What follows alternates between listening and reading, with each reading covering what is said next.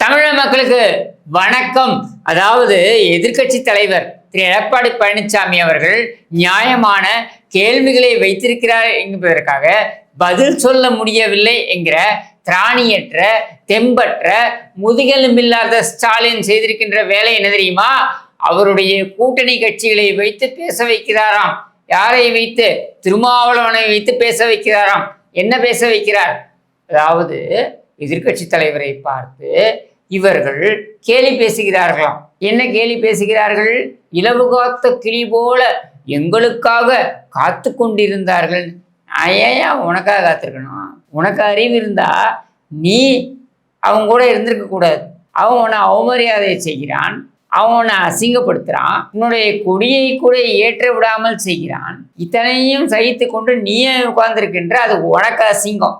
உனக்கு அந்த அசிங்கமே கிடையாது. ஏனென்றால் கிடைக்கின்ற சீட்டுகள் 2 சீட்டோ 3 சீட்டுகளோ, இந்த சீட்டுகளை வாங்கி கொண்டு உன்னுடைய கட்சியில் இருக்கக்கூடிய அல்லக்கைகள், இந்த பாலாஜி, வன்னியரசு, ஆலூர் ஷானவாசு, இந்த மாதிரியான அல்லக்கைகளை வைத்து கொண்டு நீ உன் கட்சியை நடத்த வேண்டும் என்பதற்காக நீ அவனை சகித்து கொண்டு செல்கிறாய். அப்போ இலவு காத்த கிளியாக நாங்கள் இல்லை.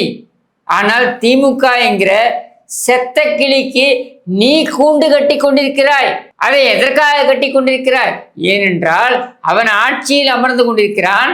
ஆட்சியில் இருக்கின்ற காரணத்தினால நீ செய்யக்கூடிய கட்ட பஞ்சாயத்து, உன் கட்சியில் இருக்கக்கூடிய பொறுக்கிகள் செய்யக்கூடிய கட்ட பஞ்சாயத்து, இந்த கட்ட பஞ்சாயத்திற்கெல்லாம் அவன் துணை போவான் என்பதனால், அவன் வாய் மூடி இருப்பான் என்பதனால், இந்த அயோக்கிய ஆட்சியாளனுக்கு இவன் செய்யக்கூடிய அநாகரீக அராஜக ஆட்சிக்கு நீ துணை போகிறாய். அவ்வளவுதான், வேற ஒண்ணுமே கிடையாது. இதுல என்ன பெரிய இப்படியே விளக்கு முழுக்கத்துக்கு என்ன இருக்கு? நீயே சொல்ற கசப்பு மருந்து எங்களுக்கு கசப்பாக இருக்கு. கசப்பா இருக்குன்னா ஏன் தூக்கி வாயில வச்சுக்கிற? அதான் கசப்பா இருக்கே, அப்புறம் எதுக்கு தூக்கி வாயில வச்சுக்கிற? ஏன்னா உன்னை விலை கொடுத்து வாங்கி விட்டான். அதை சொல்லிட்டு போ. அதை விடுத்து எங்களை பார்த்து, என்னுடைய தலைவனை பார்த்து இலவு காத்த கிளி என்று நீ சொல்வாய் என்றால் நான் சொல்கிறேன், நீ அறிவாலயத்தின் மூக்கு சளி. அப்படித்தான் நீ இருக்கிறாய். அறிவாலயத்து வாசலில் பிளாஸ்டிக் சேர் எப்பொழுது வரும் என்று காத்து கொண்டிருக்கின்ற கேவலமான நிலையில் நீ இருக்கிறாய். உன் மனசாட்சி, உனக்கு மனசாட்சி என்று ஒன்று இருந்தால் அது உன்னை குத்தி குடைய வேண்டும். உன்னை குத்தி குடைந்து கேட்க வேண்டும். என்ன கேள்வியை கேட்க வேண்டும் தெரியுமா?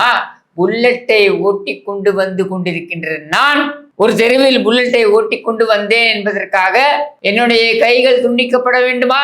அந்த ரத்தம், என் கைகள் துண்டிக்கப்படும் பொழுது அந்த ரத்தம், சிந்தப்பட்ட அந்த ரத்தம் யார் மீது படிந்திருக்கிறது? திருமாவளவன் உன் மீது படிந்திருக்கிறது. இந்த ஆட்சியாளனுக்கு நீ துணையாக இருக்கிறாய் என்பதனால் உன் மீது படிந்திருக்கிறது. அதை துடைத்துக்கொள். கபடி விளையாடி கொண்டிருக்கிறேன், அந்த கபடி விளையாடும் பொழுது ஒருவனை தொடாமல் கபடி விளையாட முடியுமா? அப்படி கபடி விளையாடி கொண்டிருக்கும் பொழுது ஒருவனை தொட்டு விட்டேன், நான் கீழ் ஜாதி என்பதனால், அவனை தொட்டு விட்டேன் என்பதனால் என்னை அவர்கள் பேருந்தில் நுழைந்து என்னை தாக்கி என்னை வெட்டுவார்கள் என்றால் அங்கே சிந்தப்படுகின்ற ரத்தம் திருமாவளவன் உன் மீது படிந்திருக்கிறது. இந்த ஆட்சியாளருக்கு நீ துணை போகிறாயே, உன் மீது படிந்திருக்கிறது. அந்த வேங்கை வயலில் மலத்தை குடிநீரில் கலந்து குடிக்க வைத்தானே, அப்படி குடிக்க வைக்கிறான் என்று சொன்னவன் மீதே புகாரை சொன்னார்களே, அந்த புகாரை கொடுத்தவன் மீதே குற்றச்சாட்டை வைத்தார்களே. 2.5 ஆண்டுகளுக்கு பிறகு அந்த புகாரை கொடுத்தவன் மீதே குற்றச்சாட்டை பதிவு செய்து அந்த குற்றப்பத்திரிகையை தாக்கல் செய்தார்களே, அவர்கள் குடித்த அந்த மலம் கலந்த குடிநீர், அதனால் அவர்களுக்கு ஏற்பட்ட பாதிப்பு இருக்கு இல்லையா, அதுவும் அந்த பாவமும் உன் மீது படிந்திருக்கிறது. திருமாவளவன் உன் மீது படிந்திருக்கிறது. ஏனென்றால் இந்த ஆட்சிக்கு நீ துணை போகிறாய், இந்த பாவ செயலுக்கு நீ துணை போகிறாய். இதையெல்லாம் நீ செய்துவிட்டு எங்களை பார்த்து, என் தலைவனை பார்த்து நீ இலவு காத்த கிளி என்று சொல்கிறாயே, உனக்கு வெட்கமாக இல்லையா? உன்னுடைய தாய்மண் அறக்கட்டளை என்கிற அந்த அறக்கட்டளையில் நீ அடித்து பிடுங்கி கட்ட பஞ்சாயத்து செய்து பிடுங்கி வைத்திருக்கின்ற 3500 கோடி ரூபாய் சொத்துக்களை காப்பாற்ற வேண்டும். அதை என்ன நீ போகும்போது எடுத்துட்டா போற? இல்லை. யாருக்கு போகுது? இங்க அசோக் நகரில் இருக்கக்கூடிய உன்னுடைய அலுவலகம் அமெரிக்காவில் இருக்கக்கூடிய ஒரு நபருடைய சொத்து, அடித்து பிடுங்கினாய். இப்படி நீ பிடுங்கிய சொத்து ஏராளம். நீ அதற்கு சால்ஜாப்பு சொல்லலாம், நீ நியாயம் கற்பிக்கலாம். எப்படி நியாயம் கற்பிப்பாய் என்றால், இந்த பட்டியல் சமூகத்தினருக்கான அந்த நிலங்கள் அது நிறைய பேர் பிடுங்கி கொண்டார்கள், அதனால் நாங்கள் பிடுங்கிக் கொள்கிறோம் என்று நீ சொல்லலாம். அந்த நியாயத்தை நீ யாரிடம் கேட்டிருக்க வேண்டும்? முரசொலி அலுவலகத்தை பட்டியல் சமூகத்திற்கான இடத்திலிருந்து பிடுங்கி வைத்திருக்கிறார்களே, அங்கே நீ கேட்டிருக்க வேண்டும். உன்னால் கேட்க முடியுமா? அவர்களிடம் சென்று நியாயம் கேட்க முடியுமா? அவர்கள் உன்னிடம் மரியாதையுடன் உன்னை நடத்துவார்களா? நடத்த மாட்டார்கள். பஞ்சமி நிலம் என்று நீ பேசினாலே உன்னை ஓட ஓட விரட்டுவார்கள். நீயே சொல்லியிருக்கிறாய். என்ன சொல்லியிருக்கிறாய்? 2006 அந்த தேர்தல் முடிந்த பின்னர் மைனாரிட்டி திமுக அரசாங்கம் அமைந்த அந்த காலகட்டத்தில் புரட்சி தலைவி செல்வி ஜெயலலிதா அவர்கள் அவங்க அந்த போராட்டத்தில் கலந்து கொள்கிறார். அவர் எதிர்க்கட்சி தலைவராக கலந்து கொள்கிறார். அப்பொழுது அந்த போராட்டத்தில் இந்த மேடையில் நான் நின்று கொண்டிருக்கிறேன். தயக்கமாக இருக்கிறது. நீ சொன்னதுதான், எனக்கு தயக்கமாக இருக்கிறது. ஆனால் அவர் எந்த தயக்கமும் இன்றி அழைக்கிறார். என்ன சொல்றார்? திரும்ப வாங்க பக்கத்தில் நில்லுங்க, வாங்க பக்கத்தில் நில்லுங்க என்று சொல்கிறார். வாங்க பக்கத்தில் நில்லுங்க என்று சொன்னதோடு அல்லாமல் உன் கரத்தை பிடித்து உயர்த்தி காண்பிக்கிறார். இதோ நீங்கள் சொல்லக்கூடிய ஆதிக்க சாதி என்று கருதப்படக்கூடிய அல்லது ஆதிக்க சாதி என்று சொல்லக்கூடிய, ஆமாம் நான் பார்ப்பனத்தை என்று சொன்ன என்னுடைய சாதி, நான் சொல்கிறேன் என்னுடைய சகோதரன் திருமாவளவனுடைய கரத்தை பிடித்து நான் நிற்கிறேன் என்று பிடித்து உயர்த்தி பிடித்து நிற்கிறார். உங்கள் கையை ஸ்டாலின் பிடிச்சிருப்பானா? உதயநிதி பிடிச்சிருப்பானா? செய்திருக்கிறானா? செய்ய மாட்டான். ஏனென்றால் இவர்கள்தான் சாதி வெறி பிடித்தவர்கள். சமூக நீதி என்று பேசுவார்கள். அவர்களிடத்தில் உங்களுக்கு சமூக நீதி என்றைக்கும் கிடைக்காது. உனக்கு 4 சீட்டு கிடைக்கும், பாராளுமன்றத்தில் 2 சீட்டு கிடைக்கும், அதுவும் அவர்கள் சின்னத்தில் போட்டியிட வேண்டும் என்று கட்டளையும் இடுவார்கள். இதுதான் உனக்கு அங்கே கிடைத்திருக்கின்ற மரியாதை. ஆனால் அனைத்து அண்ணா திராவிட முன்னேற்ற கழகத்துடன் இருந்த பொழுது உனக்கு கிடைத்த மரியாதை என்ன? நீயே சொல்லியிருக்கிறாய், நான் சொல்லலை. நீ பதிவு பண்ற. என்ன பதிவு பண்ற? பொதுவாக அவங்க உட்காரும்போது ஒரு சேர் இடைவெளி விட்டு தான் இன்னொரு சேர் போடுவாங்க. அந்த பக்கத்துலையும் சரி, இந்த பக்கத்துலையும் சரி. எனக்கு தெரிஞ்சு முதல் முறையாக நெருக்கமாக நாற்காலி போட்டு உட்கார வச்ச நிகழ்ச்சி இந்த நிகழ்ச்சி தான் நினைக்கிறேன். என்னோட இணக்கமாக இருந்தாங்க. அதாவது ஒரு சகோதரத்துவமாக பழகினாங்க, பேசினாங்க.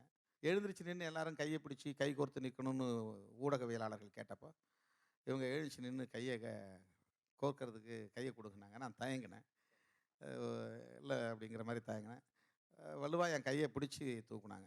நான் இந்த கூட்டணியை விட்டு விலகிய பொழுது புரட்சி தலைவி செல்வி ஜெயலலிதா அவர்கள் என்ன சொன்னார்கள் என்னிடம்? திருமாவளவன் எங்கு சென்றாலும் நன்றாக வாழ வேண்டும், எங்கிருந்தாலும் வாழ்க. ஆனால் அவர் அவசரப்படுகிறார். இப்படி ஒரு தலைமை உனக்கு கிடைக்குமா? இப்படி ஒரு தலைமை பண்புடன் ஒரு கூட்டணியை அணுகுகின்ற ஒரு தலைமை உனக்கு கிடைக்குமா? அது அதிமுகவிடம்தான் கிடைக்கும். இப்பொழுதும் சொல்கிறேன், விடுதலை சிறுத்தைகள் மீது எனக்கு கோபம் கிடையாது. விடுதலை சிறுத்தைகளுடைய நண்பர்கள், சகோதரர்கள் தான் என்னை காப்பாற்றுகிறார்கள். என்னுடைய ஸ்டுடியோ இருக்கு இல்லையா, அந்த ஏரியாவில் எனக்கு பாதுகாப்புனா இந்த விடுதலை சிறுத்தைகள் நண்பர்கள் தான். என்ன விட்டுருங்க, நம்ம கூவத்தூர்ல அங்க அந்த எம்எல்ஏக்கள்லாம் இருக்காங்க. அந்த எம்எல்ஏக்கள்லாம் இருக்கும் பொழுது அவர்களை சந்திக்க வேண்டும் என்பதற்காக திருமதி சசிகலா அவர்கள் போயஸ் கார்டன்லேருந்து போறாங்க. போகும் பொழுது காப்பந்து முதலமைச்சராக இந்த பன்னீர்செல்வம் இருக்கான். காவல்துறையினர் கெடுபிடி. சசிகலாவை அந்த கூவத்தூருக்குள் நுழையவே விட முடியாது அப்படின்ற ஒரு சூழல். அப்படி இருக்கக்கூடிய சூழல்ல அவர் உள்ளே நுழைய வேண்டும் என்பதற்காக நடராஜன் சார் ஃபோன் பண்றாரு. யாருக்கு? நம்ம திருமாவளவனுக்கு ஃபோன் பண்றாரு. அவங்க போறாங்க, கொஞ்சம் உதவுங்க அப்படின்ட்டு. நம்ப மாட்டீங்க, இவங்க சொல்றாங்க இல்லையா ஆண்ட பரம்பரைன்ட்டு. எந்த பரம்பரையும் இல்லை, இந்த பரம்பரை தான் நமக்கு உதவித்து. எது? விசிகா பரம்பரை தான் நமக்கு உதவியது. எப்படி? விசிகாவுடைய நண்பர்கள், விசிகாவுடைய சகோதரர்கள், அவன் டிஷர்ட்டை போட்டுக்கிட்டு, சிறுத்தை டிஷர்ட்டை போட்டுட்டு அவன் நிற்கிறான். 800 பேர் காவலுக்கு திருமதி சசிகலா அவர்களை பாதுகாப்பாக அழைத்து சென்றார்கள் கூவத்தூருக்குள்ள. இது ஏன் சொல்றேன்னா, தொண்டர்கள் அந்த மாதிரி இருக்காங்க. இந்த தொண்டர்களுக்காக நியாயமாக இருங்கள். திருமா உங்களால் இருக்க முடியாது. ஏனென்றால் நீங்கள் விலை போய்விட்டீர்கள். நீங்கள் விலை போகவில்லை, உங்களுடன் இருக்கக்கூடியவர்கள் விலை போய்விட்டார்கள். உங்களுக்கும் மனசாட்சிக்கு தெரியும் நியாயம் எது, சத்தியம் எது, உண்மை எது என்பது உங்களுக்கும் தெரியும். நீங்கள் ஒரு முடிவை எடுத்தீர்கள் என்றால் இந்த அராஜக திமுக உங்கள் கட்சியை உடைக்கும் என்பதனால் உங்களால் அந்த முடிவை எடுக்க முடியாமல் இருக்கிறீர்கள். அது உங்களுடைய பிரச்சனை. அதை எங்களால் புரிந்து கொள்ள முடிகிறது. தயவு செய்து எங்களுடைய இயக்கத்தின் தலைவரை கொச்சைப்படுத்தாதீர்கள், அசிங்கமாக பேசாதீர்கள். அப்புறம் நாங்களும் நிறைய பேச வேண்டி வரும். அப்புறம் நாங்களும் பேச ஆரம்பித்தோம் அப்படின்னா நீங்கள் தாங்க மாட்டீர்கள். அப்புறம் நாங்கள் கிளறுவோம், நிறைய விஷயங்கள் நாங்கள் பேசுவோம். ஆனால் எங்களுக்கு விடுதலை சிறுத்தைகளுடைய தொண்டர்கள் மீது மதிப்பு இருக்கிறது என்றால் நன்மதிப்பு இன்றைக்கு இல்லை, என்றைக்கும் இருக்கும். எங்களுடைய சகோதரர்கள் அவர்கள். ஆனால் நீங்கள் புரிந்து கொள்ள வேண்டியது என்ன தெரியுமா? எங்களை நீங்கள் தவறாக பேசுவது. நீ கூட்டணி இருந்துட்டு போ, இந்த இந்த இந்த கட்சி, இந்த கேடுகட்ட திமுக, இந்த கேடுகட்ட திமுக ஆட்சிக்கு நீ ஒத்து ஊதிட்டு போ, அது உன்னுடைய விருப்பம். நீ இப்படி ஒத்து ஊதுறதுனாலேயே தேர்தல் அரசியல் நீ துடைத்து எறியப்படுவாய். நீ மட்டுமல்ல, உங்களோட கம்யூனிஸ்ட், மதிமுக, காங்கிரஸ் அத்தனை பேரும் துடைத்து எறியப்படுவீர்கள். அது வேற விஷயம். அதுக்குள்ள நான் போக விரும்பல. அது தேர்தல் முடிவில் தெரிய வரும். தெரிந்த பின்னர் நீங்கள் உணர்வீர்கள். அது வேற விஷயம். ஆனால் என்னுடைய தலைவனை நாங்கள் மனமுவந்து ஏற்றுக்கொண்டிருக்கின்ற தலைவராக இருக்கக்கூடிய திரு எடப்பாடி பழனிசாமியை நீ கேவலமாக பேசுவாய் என்றால் அப்புறம் தேரை எழுத்து தெருவில் நாங்களும் விடுவோம். ஏனென்றால் எங்கள் தலைவன் தன்மானத்தை இழந்த பொழுதும் என் கட்சியின் மானத்தை காக்க வேண்டும் என்று நினைத்த ஒரே தலைவன். அதனால் நாங்கள் அவன் பின்னால் நிற்கிறோம். நாங்கள் அவருக்காக குரல் கொடுப்போம். நீ எங்களை கேவலமாக பேசுவது அப்படின்றத இத்தோடு நிறுத்திக்கொள் என்று கூறி விடைபெறுகிறேன். நன்றி. வணக்கம்.